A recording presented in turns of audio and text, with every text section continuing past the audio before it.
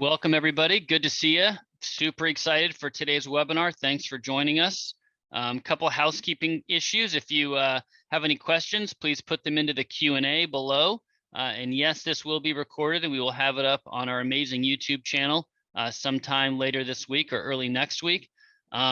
Today's webinar is Green Dots Gauges Oh My, Manage Your Live Shop Capacity, something that people have been asking for a long time, and I am super psyched to be able to show this to you today. We are blessed to have Carolyn here, the CEO and founder of Shop-Ware. How are you doing, Carolyn? So good. Thanks for having me, David. Yeah, pleasure.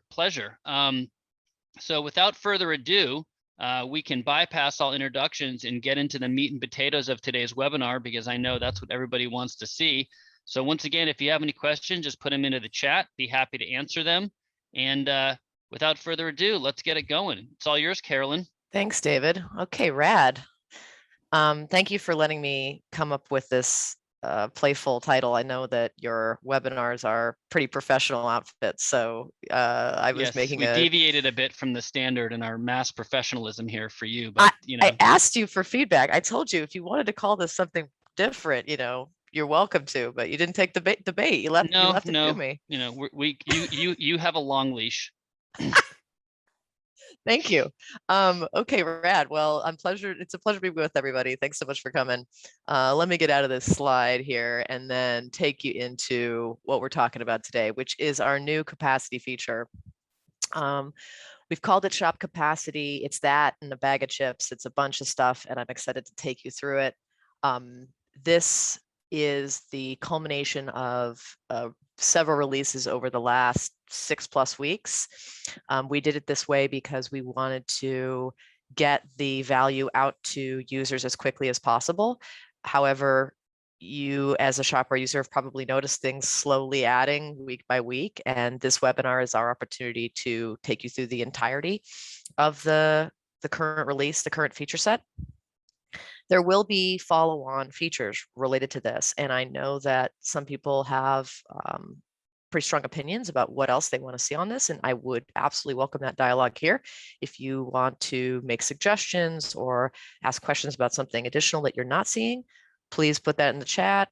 David will prompt me, and I'm happy to share with you what's in our subsequent releases anyway. I've got some sneak peeks on where we're going to be going with this feature in the future. That being said, I am very proud of what is feature complete today. So the purpose of this webinar isn't to be a teaser or talk about stuff that's not here yet, the phantomware of it all. What I want to talk about is what is here and why this is of super high value to you. And that's because what we're showing you with this new feature is entirely first of its kind. We have been working to determine the best possible way to visualize shop capacity in true Shop-Ware style, right? Shop-Ware's modus operandi is to help you do more with less human effort. We actually help you take things off your plate. And doing so is hard because that requires a lot of domain expertise. It requires knowing really what are the questions that you are trying to answer all day, every day, and helping you arrive at those answers more quickly with less effort in between your ears, or also just answering the question for you, like the optimizer, not having to even think about parts prices anymore, just set it and forget it. So we're really proud of this new feature and how it continues in that tradition. The primary use for shop capacity as a feature, and you're managing that, is to know where the work is in your business and ultimately decide, do you have enough work? Do you need more work? And depending on the answers to those questions, knowing where to go and put your attention. It allows you to answer questions for your customers. Hey, can you bring in the car today? When would we be able to get it done, etc. So lots of different things that shops are trying to get their arms around when they're looking at a live shop environment. The Shop-Ware feature set is a combination of what you see here on this workflow page. I'm going to talk about that just briefly and then go into more detail in a minute. It also has some analytics over here in the upper right-hand corner. Again, we'll talk about that today. And there's also a bunch of settings that help you manage how this thing works, which I will review first.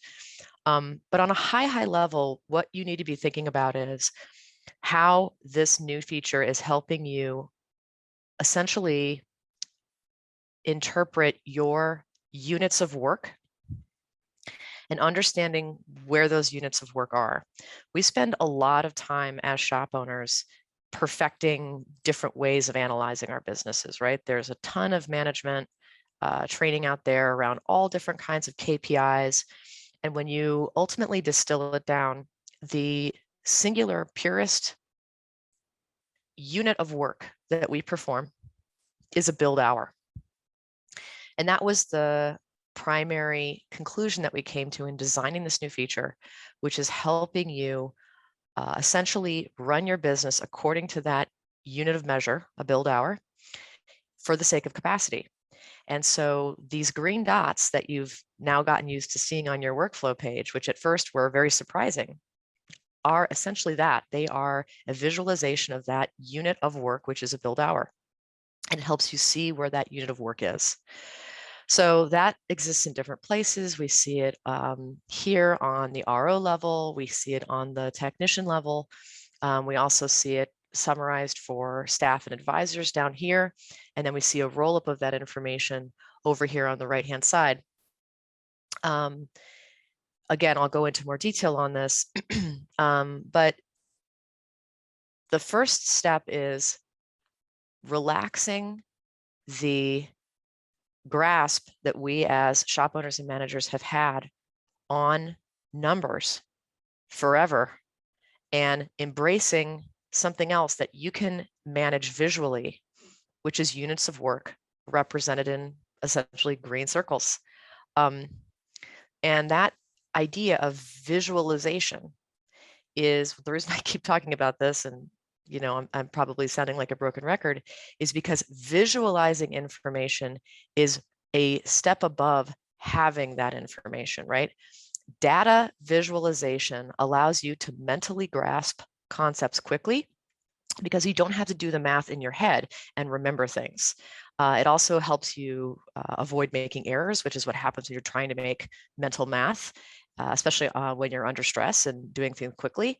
So what we have done is essentially put the numbers on a deeper level S. If you want to drill in and get to numbers, you can absolutely get to your numbers here on this page. But what Shop-Ware is showing you initially is kind of the what you need to know, and you can grasp that what you need to know in visual terms. And I'm going to talk about where those green dots live and how they behave and what these egg cartons mean and so on and so forth there. But the upshot is that we've spent a lot of time thinking through user experience and figuring out how to display this for you in a simple visualization so that you can get your work done, make your decisions, get your answers faster with a lot less mental effort. I've thought about, how to showcase tech time and current build hours in progress and how much is completed and so on and so forth. And I have utterly failed to design something, which is why it has taken us this long to deliver this feature. We hired a dedicated UX designer at the beginning of this year, and this is his first real unique contribution to Shop-Ware's interface. There's lots of other things that he's designed, but this is the first really unique design that you've seen from him. And I'm extraordinarily proud of it because it's better than anything I could have thought up. And I think as folks get used to seeing this, you're going to stop wondering what it is, and you're going to start wondering why it's not everywhere else. I believe you're going to get very, very comfortable looking at your units of work in this way. So let's get into the specifics of what we are showcasing here.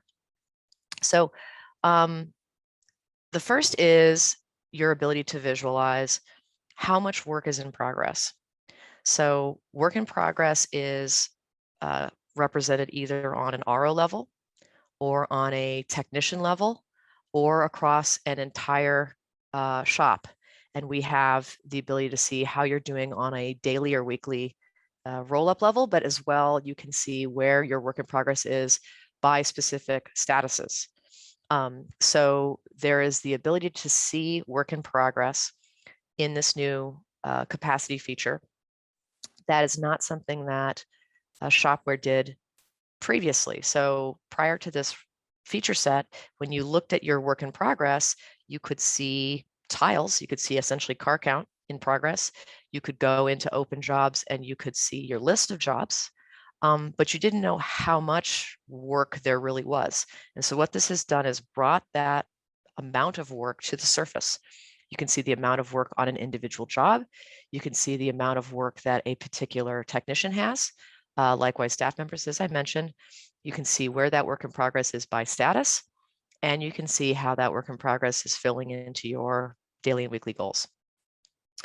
As you can see, you can drill into any number of these areas of like work in progress visualization. So I can mouse over a individual workflow card that has build hours shown here, and it will tell me how many build hours there are total for the entire repair order. It will also tell me how many dollars of labor and parts and the total dollars are on that ticket. I'll come back to that in a minute. When you go to a technician, you can see that information summarized also. In this case, the information in Doug's column is the same as the information on the singular tile because he only has one tile. But if I go over here and look at Hung's column, I can see those two tiles summarized together. So I can see how much work does Hung specifically have. If I mouse over this gauge for daily, I can see the hours and dollars per day. So now I'm seeing across all of my technicians and staff. So I can see everything, car count, number of build hours, and also it gives me a very important completed dollars. I'll talk some more about that. And then weekly workload also. So this is looking across not only what has completed in this given day, which is what's on the daily workload, and what is work in progress of all of the cards on the screen, but it's also adding in the work that was completed earlier this week. So if we're on Wednesday, it's going to add in the stuff that was on this board on Monday and Tuesday. So I can see how I'm tracking across the entire week. So these are the drill-ins. Let's get into the individual feature sets. I will tell you that we do have a support article that has been published in our training material. So if you go to support.shopware.com and you search for capacity, which I will do now, you will see the overarching article on workload capacity, and you can read this article on your own time. You can come back to this if you need a refresher. This has all of the information that I'm essentially going to walk you through today as well. So don't feel like you have to take it all up during this webinar. So let's go through those little individual feature sets and settings. So first stop is going to be settings. There are two places that we are handling, actually no, three places where we are handling settings for this feature. The first is on the shop staff page. So if I go to by shop settings and I click on staff, you will now see two things that are new. You will see this capacity settings table up here at the top, which is going to help you tell Shop-Ware what your days of business are. And then on the staff table, you will see two new columns, one for workload capacity and one for work days. The number of work days that are assigned to your technician helps us know how many days that technician's hours are meant to be counted. So for example, here I see that Doug has 8 hours of workload capacity per day, but he's only working 4 days a week. Therefore, I expect him to only produce 32 hours of capacity in billed hours for that week. So when I add up the total capacity for the shop, I'm considering those differences between different technicians. You can also have technicians assigned to have more or less workload. So for example, if Doug is working 4 days, but I'm still expecting him to bill 40 hours, then presumably he needs to be making 10 hours of billed hours per day, and I would change his workload capacity to 10. And I'll show you how you can do that. The difference between what is shown here and what is shown here at the top is, if someone is working a given day, but the shop is actually closed, I believe that we're going to not include those hours in the total. So the shop hours will overwrite what you've entered for individual staff hours. However, the shop hours are what we use to calculate what is your weekly capacity.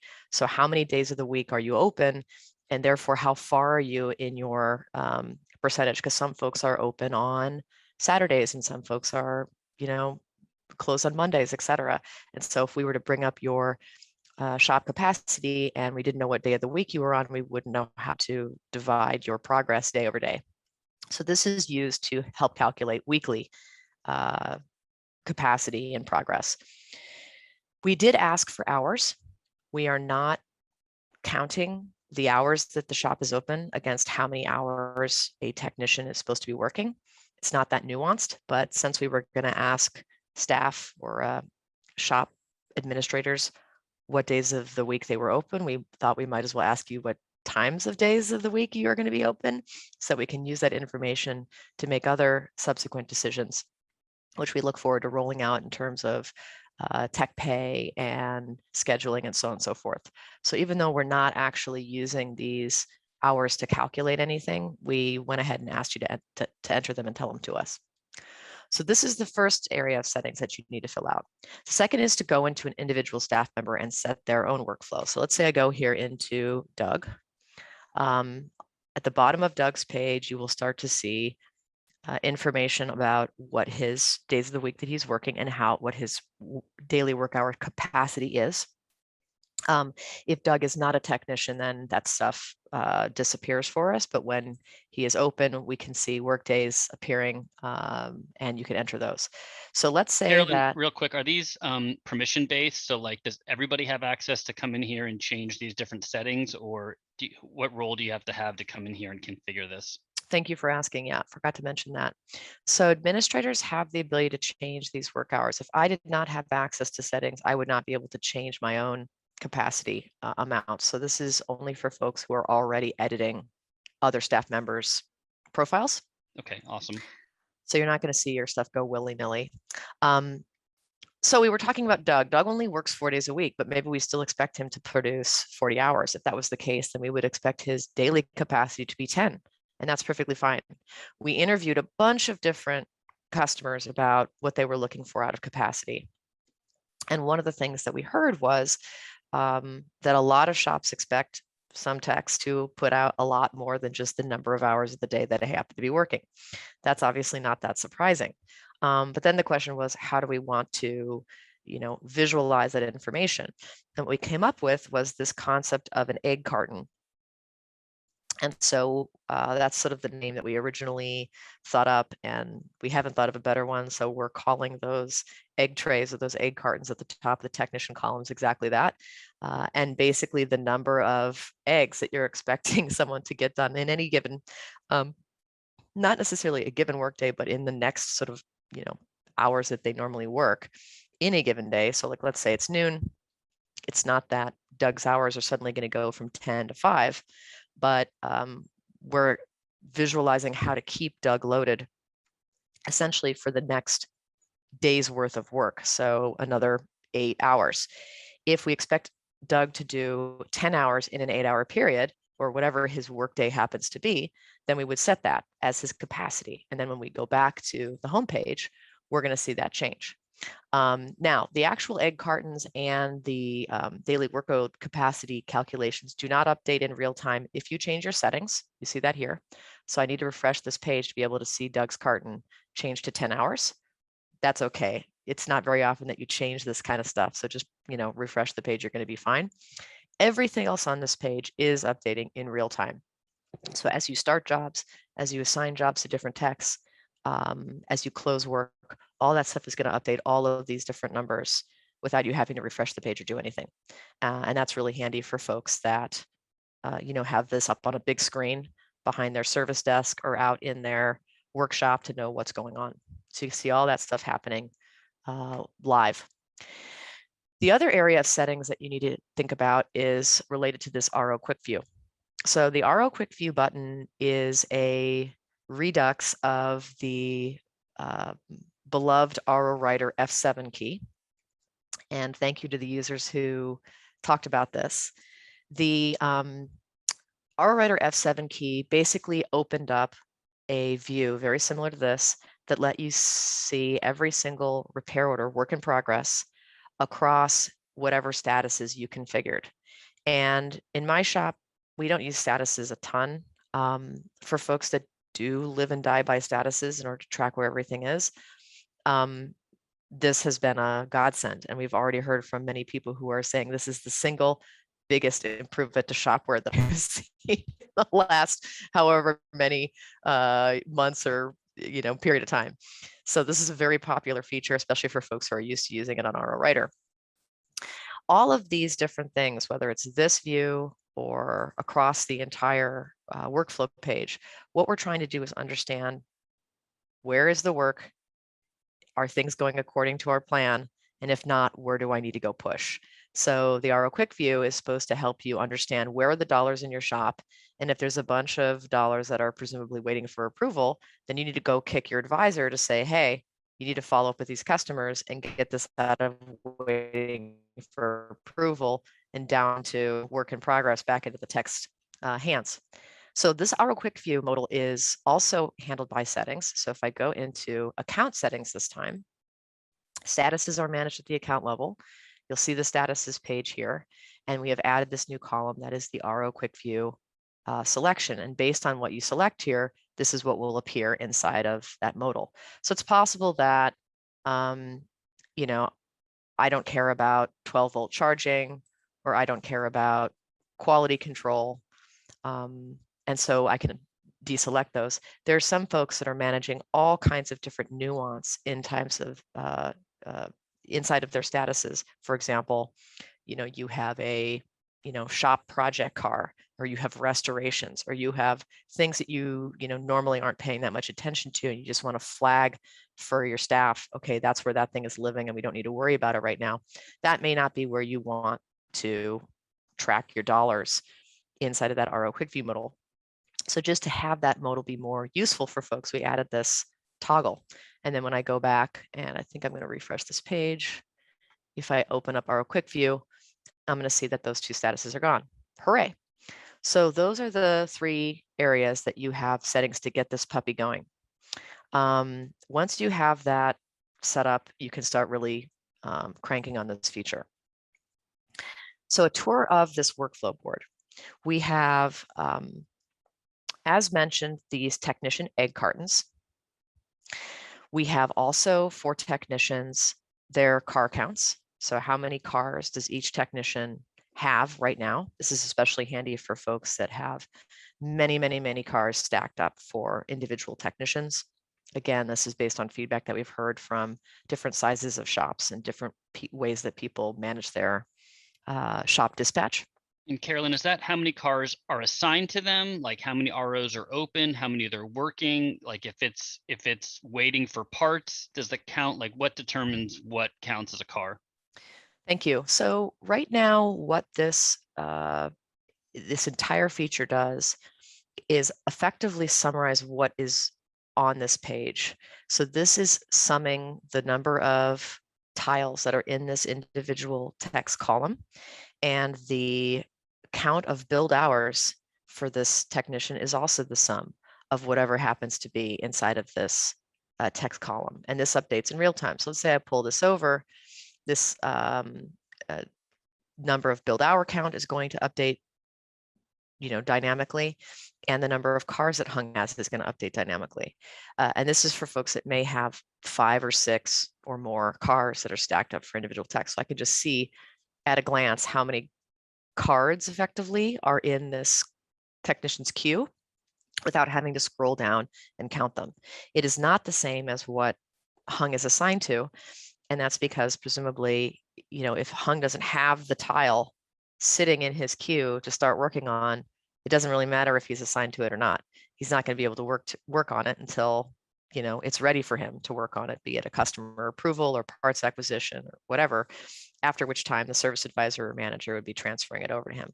So if you literally grab one of those and pull it to Shelbert will get one and Hung will have two. Mm-hmm. Boom. Yeah. Got it. And this is what people are trying to do. They're trying to, you as a shopper, I'm not going to say those people because it's me, it's you, it's the folks listening to this webinar. So taking up my product hat and getting back here to this webinar, excuse me, is, these are the types of tasks that you're trying to accomplish all day, every day, which is to try to get your jobs out to all of your different producers and knowing who's got enough.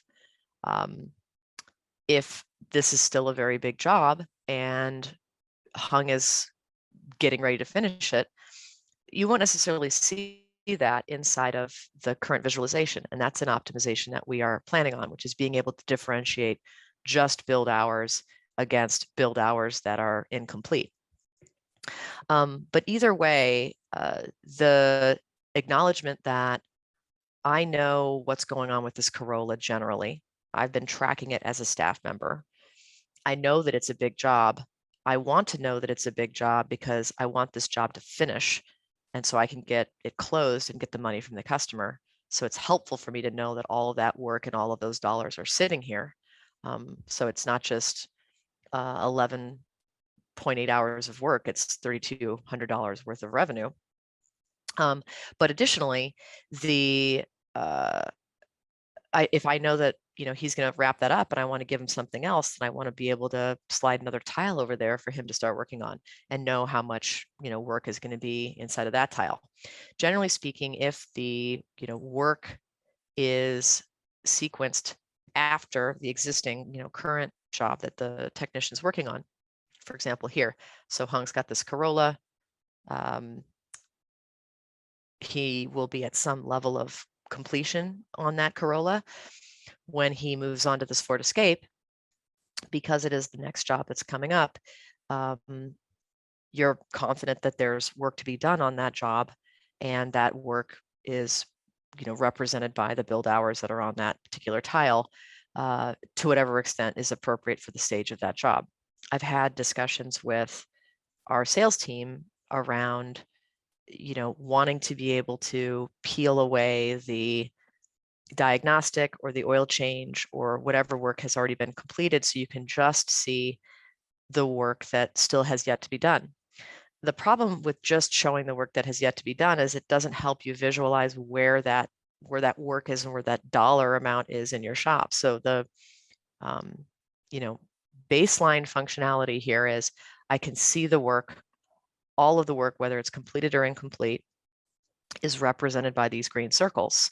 And the expectation is that if you're selling labor, the parts will come along for the ride, and the profit that you're going to make on those parts is based on your optimizer settings, theoretically. Yes, there are exceptions, but generally speaking, you don't have as much control over the parts that are going to come along for the ride. You don't have, obviously you're marking up those parts, but the profitability that you're going to generate inside of your business is on the backs of the build hours that you are selling.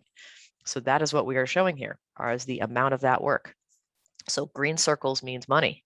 And if you are additionally curious about how much work is related to that technician to continue to complete, to keep them busy, there is this potential problem where you have diagnostic, you have oil change, you have stuff that's contributed to build hours that isn't necessarily still to be done, right? But generally speaking, if this Ford Escape is coming back around for Hung to work on and it's got 3.7 hours on it, that diagnostic at that oil change is going to be the minority of that work still to be done. And so you can be fairly confident that, yes, there's still going to be some meat on the bone for this second job, and that is something that Hung's going to be able to stay busy with. Every single staff member, I should say, advisor, manager, professional that's used to working in repair shops can appreciate how much of this sort of tracking and knowing what is moving through the shop you're already handling in between your ears. And the goal of a workflow page is to not capture every little detail. The every little detail is the repair order itself, right? So if you want to know what's going on with a specific repair order, what notes were added, how much is approved, what parts need to be ordered, et cetera, you're going to drill into that individual RO to get those answers. At this level, what you're trying to do is remember all the things that you're supposed to be tracking and making sure they're in the right bucket. So in this case, you've got some additional work that's going to happen on this Escape. You know that there's work that's getting completed on this Corolla. You've got hung in place to be able to knock out both of those jobs. And then as you continue to work through the cars that are going to be following on behind, you can decide where to sequence those. So on a high level, this is just strictly managing that flow of work and not necessarily the nuance of how much is completed and how much is yet to be done. Certainly, let's say it's getting to Thursday and you're looking at what your weekly dollars are, which is, okay, how much money is in the shop right now, but how much has actually closed? We're going to actually change this from being completed to invoiced because completed is a little confusing or misleading. So invoice dollars, stuff that's already closed and is ready for the technician, the customer to pay for. There's still another $13,000 that's sitting around in the shop. And if you're wanting to make sure that that money gets collected from the customer, your next question is, okay, well, where is that money inside of the work in progress screen? So now you're going and you're looking at this one tile that's got 8+ hours on it. And you're saying, okay, that's $3,200 right there. Additionally, you can go into the RO Quick View to know where the dollars are. But chasing that money down, and then okay, I need to make it a priority for Hung to finish Danica's Corolla job. Now that's where you're deciding to go put your emphasis because you want to see those dollars at the end of the week. So in all of these cases, we've created essentially a hierarchy where you can answer your questions and then know where you need to go next. So this is egg cartons, that's green dots. I will call out also that there is a summary of the amount of work for staff or advisors. You can have advisors down here all the time, but if someone happens to have a card and a staff member, they will also show up here. And those folks also have tooltips over their green dots on their cards or on their, you see their summary of their build hours in their row. And if I'm adding additional folks to this, you will see that add up as well. So you're getting to see how much is potentially sitting inside of an advisor column as well. So you can track where the money is. It doesn't really matter whether it's up at a technician or it's down at an advisor. Let's get into these gauges next.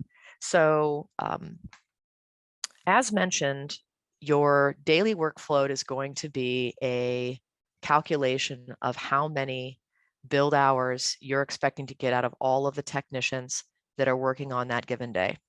So in this case, I've got 5 techs that are working today, and Doug's got 10, Elias has 8, Marlon has 8, Shelbert has 8, Hung has 8.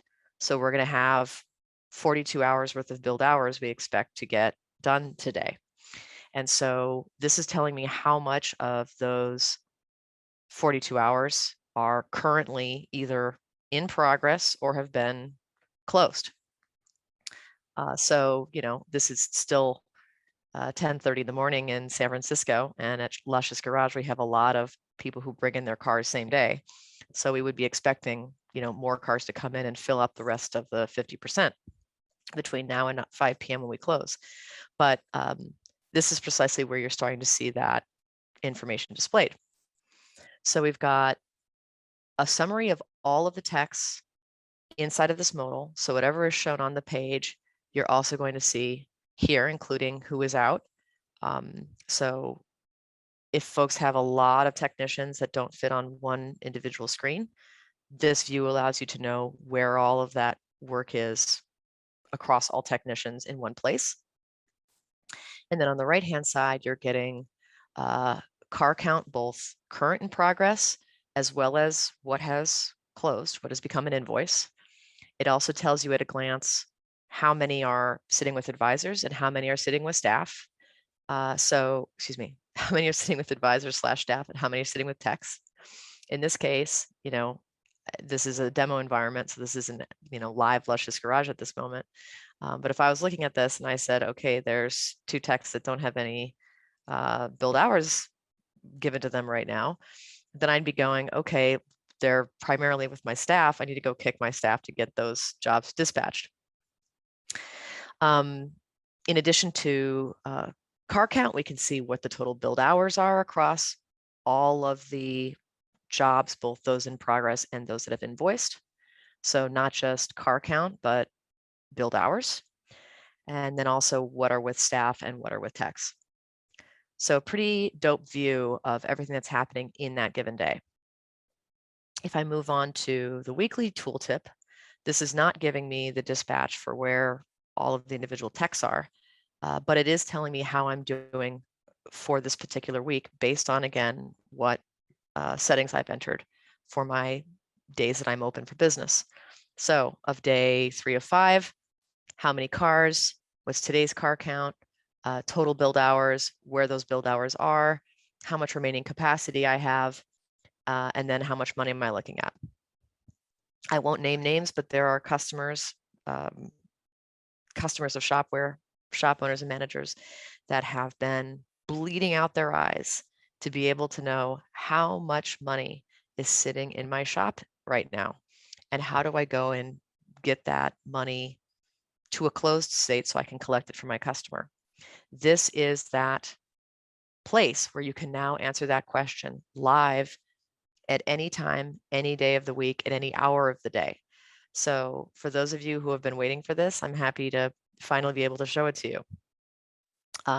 It does show you how much you've completed for the week, which is also great. In both of these cases, as mentioned, this is invoiced money. If I'm looking at this value down here at the bottom of the weekly tooltip, if I go to reports and I look at this week, I'm going to see that same amount of money. Excuse me, last week.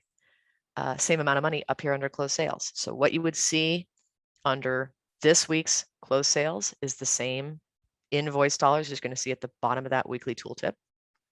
And same thing for looking at today's invoice dollars. Again, it's pretty earlier in the day in Luscious Garage, so we haven't closed any jobs yet.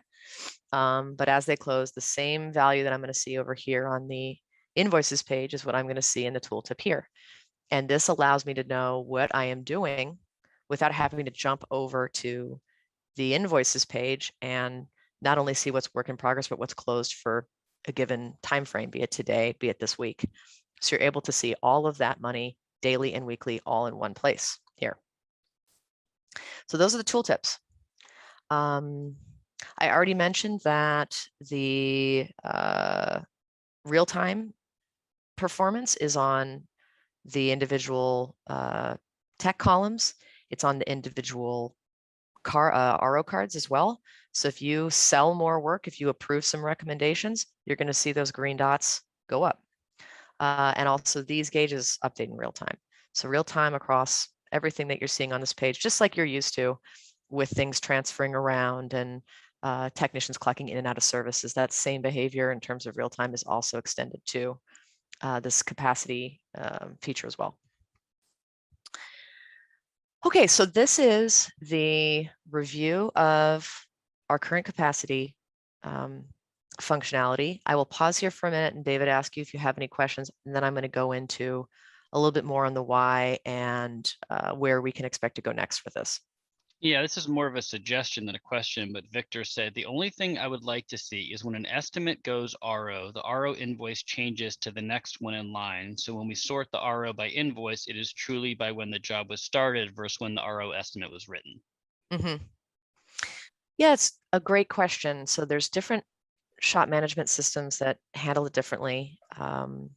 Some have sequenced estimate numbers, some have sequenced work order numbers, and some have sequenced invoice numbers. So you'd literally have a different number on that repair order, depending on whether it was an estimate, a work order, or an invoice. And there are some benefits to that, just like you're saying, is that you're going to literally see a sequence depending on where you're looking. You're not going to get stuff out of order. The downside of that is that the numbers change. So if you had a purchase order on blah, blah, blah, then later when it becomes a different repair order for the work order or a different repair order for the invoice, you can't associate it back. So when we were building Shop-Ware, we decided to keep the same number all the way through. And then that's also consistent with what's happening inside of your accounting software. So just having one number all along the way. Some folks have concerns around RO continuity for the sake of being audited by a,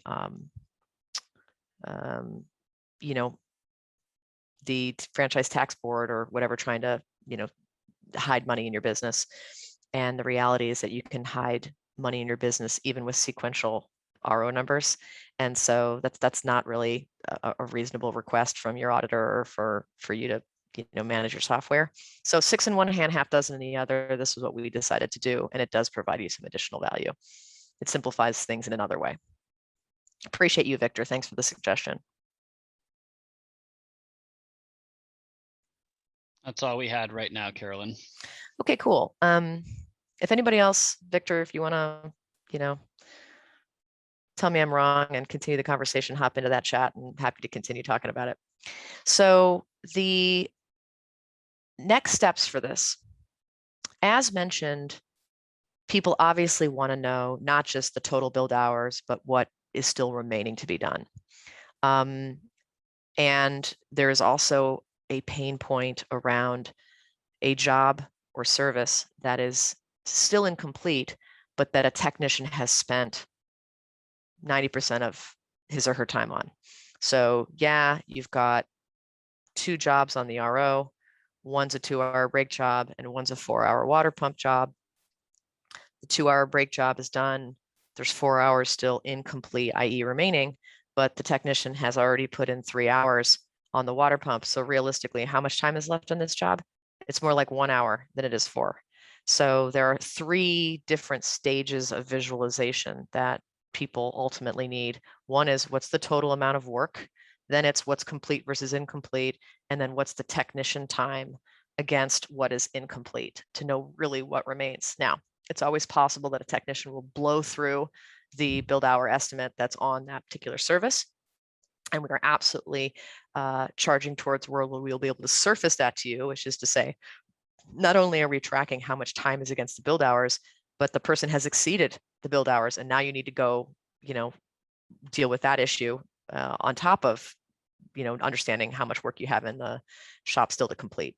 So stay tuned for more visualization on not just the total amount of billed hours, but also incomplete, as well as how much time against the technician work time.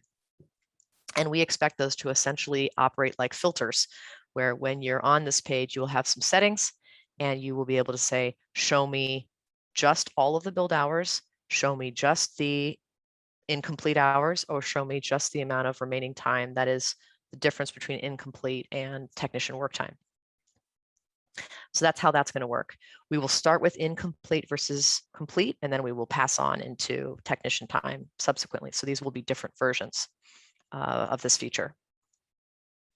I will say, even though a lot of folks who use Shop-Ware and therefore see the value in tracking these kinds of things, right? There's some shop management systems that you can't even check things off as complete versus incomplete. So now that you have that in Shop-Ware, you're saying, well, now I want to see it.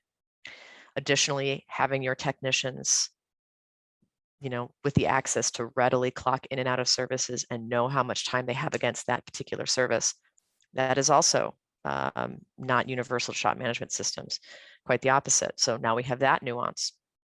So we wanted to be able to follow up and give you those details since you're already used to having them. That being said, this initial body of work is effectively that baseline, because there are still times when you just want to know where the dollars are. You just want to know where the work is. And so this was where we started, because you're going to want to answer that question anyway. And we can, essentially filter down from there. And there were some folks that I actually interviewed who said, I don't give a crap about incomplete versus complete. I don't care about technician time on the service.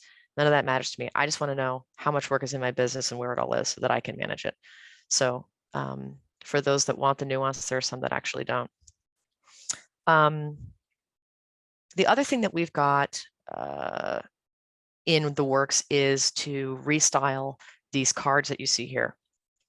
People have seen these cards change over time. We used to not host labels or statuses. Then we subsequently added the work order number. Now we've added the build hours, of course. And we have one more problem, which is that it can be difficult to manage dragging and dropping these things when you're on a touchscreen. So what we're going to be doing is redesigning these cards to both probably de-emphasize the green dots a little bit. Right now, there's just a lot of green dot activity on this page, so a little bit more than I think we would like. So we're going to tone that down a little bit. We're going to manage the hierarchy on these tiles a little bit better, so you kind of know where to focus your attention.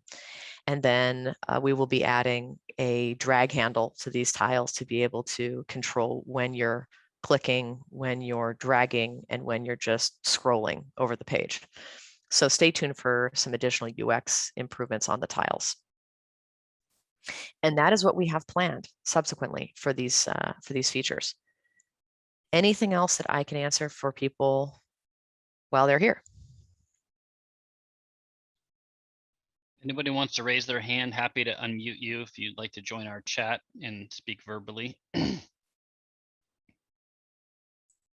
Victor says his wife will love the drag handle. We're working on it, Victor. Thank you. Thanks for your patience. It's always fun. You're on your phone trying to check in on how things are going. And these same tooltips and everything work on your phone. So you can check in on how you're doing daily and weekly from anywhere. But then you're scrolling and one of those tiles is flown and you're wondering, where the hell did I just dispatch that? Understand the pain, and we look forward to solving it for you. Anybody else? Okay, to wrap it up, appreciate everyone being here. If you have additional questions, obviously you're happy to reach out to support@shopware.com anytime, but we also have this article. And so if you have additional questions you want to refer back to it, don't forget to go to support, and you can, refer back to this or give it to your new service advisor someday in the future. So it's not locked away just on this webinar.